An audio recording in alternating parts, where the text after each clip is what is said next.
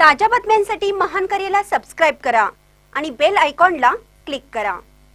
निप्पाणीत शेतकऱ्यांची ठिय्या रॅली यशस्वी। कट केलेली मोटर कनेक्शन 25 जानेवारीपर्यंत जोडण्याची हमी। निप्पाणी परिसरातील शेतकऱ्यांच्या मोटरची वीज बिले थकीत असल्याने हेस्कॉम विभागाकडून मोठ्या प्रमाणात मोटर कनेक्शन कट करण्यात आली होती।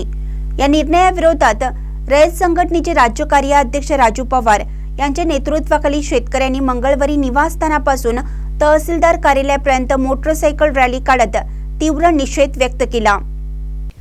तहसीलदार व हेस्कॉम अधिकाऱ्यांना कट केलेली कनेक्शन तात्काळ जोडावीत या मागणीसह निवेदन सादर करण्यात आलं।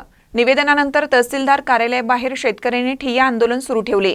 त्याची गंभीर दखल घेत तहसीलदार व हेस्कॉम अधिकाऱ्यांनी चर्चा करून 25 जानेवारीपर्यंत सर्व कट करण्यात आलेली मोटर कनेक्शन पुन्हा सुरू करण्यात येतील अशी हमी दिली।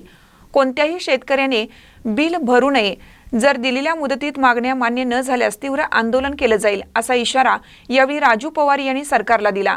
यावेळी कल्लाप्पा कोटगे, आनंदा गायकवाड, सागर पाटील, नामदेव साळुंके, महेश क्षीरसागर, बाबासाहेब पाटील तसेच शेतकरी व संघटनेचे पदाधिकारी मोठ्या संख्येने उपस्थित होते।